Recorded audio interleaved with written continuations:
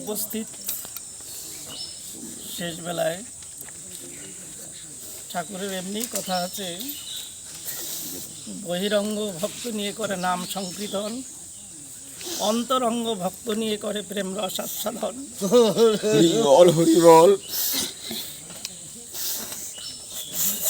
সেই প্রেমের মহাজনটি এখন আমার সামনে নেই। এই কথাটি করতে চাচ্ছি এর জন্যে, সন্ধ্যার আসরে যখন কীর্তন শুরু হয়েছিল, ঢাকায় তুমুল বৃষ্টি হচ্ছিল, আমার কলিগরা কয়েকজন লাইভ দিয়েছিল যে স্যার আপনি যে প্রোগ্রামে গেছেন মনে হয় হবে না, কিন্তু আপনার যে দৃঢ় বিশ্বাস ছিল বৃষ্টি হবে না। নাজিরপুরে কারা ছিল তারা বলছে বৃষ্টির কারণে আসতে পারছি না।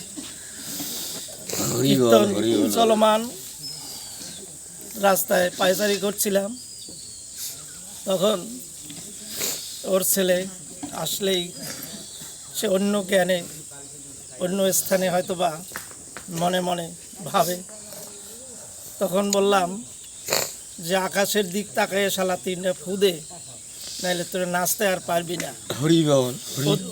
দ্বিতীয়বার তাকালো, তৃতীয়বার দেখলাম সেই সরল বিশ্বাসে হাত দুইখান নিয়ে সে তিনটা ফুদিল।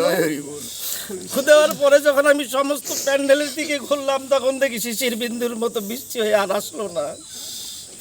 এখন আমরা শুধু অভিনয় করি, কিন্তু সেই অভিনয়ের মর্ম, সে অলক্ষ্যে যিনি কৃপা করেন সেই কৃপা বস্তু আমরা গ্রহণ করতে জানি না, আমাদের সেই অন্তর্চক্ষু নেই। অতএব সে সরল বিশ্বাসে কত ভক্তের আগমন ঘটেছে এখানে, কিন্তু তার সেই একটি ফুতে সে ম্যাগ চলে যাবে এটাও বিশ্বাসযোগ্য নয়। কিন্তু ঠাকুর কার ভিতর দিয়ে কাকে দিয়ে তারায়, তার একটি জ্বলন্ত উদাহরণ। সেখান থেকেই শুধু আমি জ্বলছি যে কেন ফুদিল আর ম্যাগ সে উড়ে গেল। আর আজকের আমাদের অনুষ্ঠানটি যে কয়জনেই ভক্ত ছিল তারা অন্তত হৃদয়ঙ্গম করেছে। ঠাকুরের গান যেভাবেই হোক, সেটা শ্রুতিমধুর হোক, যদি বলেও যায় সেটা ঠাকুরের কথা, সেটা অমৃত কথা। আমরা শুধু অভিনয় করি মাত্র, কিন্তু এতে কত অন্যায় অপরাধ করে থাকি। এই ভক্ত কৃপা ভিন্ন, ভক্তের চরণধুলি ভিন্ন, পাপের ক্ষমা নেই। অতএব এখানে আরও একটি জ্বলন্ত উদাহরণ দিয়েছিলাম এবারে দুর্গাপূজায়, যখন পূজার কিছু সামগ্রী কিনতে গিয়েছিলাম, তখন এক ভক্ত সে তার স্বামীকে নিয়ে চরম অসুস্থতায় ছিল। সে বলছিল যে বাবা আমি যদি ওখানে শাখা সিঁদুর নিয়ে যেতে পারি আমি মাকে 5টা শাড়ি দিয়ে যাব। সে দিয়েছে, তার স্বামী এখন আমাদের সামনে হেঁটে বেড়াচ্ছে, আসতেছে, অথচ ডাক্তাররা তাকে বলছিল 3 মাসের বেশি সে বাঁচবে না। অতএব এখানে শুধু আসবেন যাবেন তাই নয়, এখানে একটি ধাম, এখানে বহুত মহাপুরুষের চরণধুলি পড়েছে, ভক্তের চরণধুলি পড়েছে। কেউ যদি মনে প্রাণে কোনো কিছু কামনা বাসনা ঠাকুরের কাছে করেন, সেটা পূর্ণ হতে বাধ্য। আমরা পরপর কয়েকটি উদাহরণতে দেখেছি, এবং আগামীতেও কারো যদি কোনো মনস্কামনা থেকে থাকে, ভক্তের চরণধুলি নিয়ে ঠাকুরের কাছে জানান যে ঠাকুর আমাকে এর থেকে তুমি মুক্ত করো, আমি তোমার ভক্ত হতে চাই। তাই এই কয়েকটি উদাহরণ দিয়ে আমরা বলতে চাই, এখানে শুধু আসলেই এই আশ্রম বহুত কষ্টের বিনিময়, বহুত মহাজনের পদধূলিতে অনেক ইতিহাস আছে।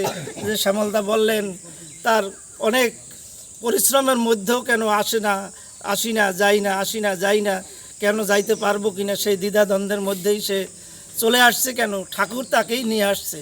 কিন্তু সে আসার পরে যে দৃশ্য এবং যেটুক অবলোকন করলেন, অতএব তার সারা জীবনের বেঁচে থাকার সমস্ত দিনগুলিতে এই আশ্রম প্রাঙ্গণ আরও সুন্দরভাবে যাতে পরিপাটি হয়, সে দায়িত্ব হয়তো সে অবশ্যই নেবে।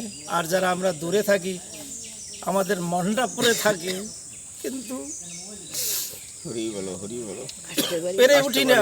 এই জন্য হীরামনের মতো বলতে হয় যে কর্মময় জগৎ ওরে হিরে, গৃহে ফিরে চল। কিন্তু সেই গৃহে থেকেও যে উদাসীন হতে হয়, সেটা বারবার আমার সেই জ্বলায় জ্বলতে হয় তোমাদের কারণে।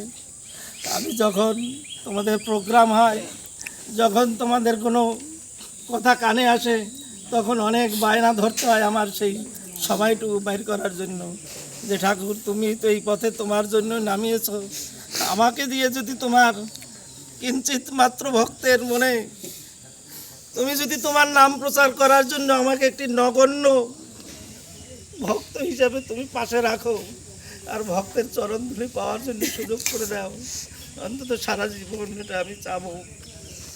আর শেষের দিনে নামেই সম্বল, তিরোধান দিবস, মানুষ কে কখন পথে ঘাটে কোথায় কার মৃত্যু হবে জানি না, কিন্তু যখনই এই দৃশ্যটি আসে যে এত পুণ্যবান এই দিন কি ফিরে পাবো, নাম করতে করতে আমি কি দেহ রাখতে পারবো, যে সকল ভক্তের কাছে নিবেদন করি আমি যে যেখানে যে অবস্থায় থাকি যেন তোমাদের নাম স্মরণ করতে করতে যেন এই জগৎ ত্যাগ করতে পারি।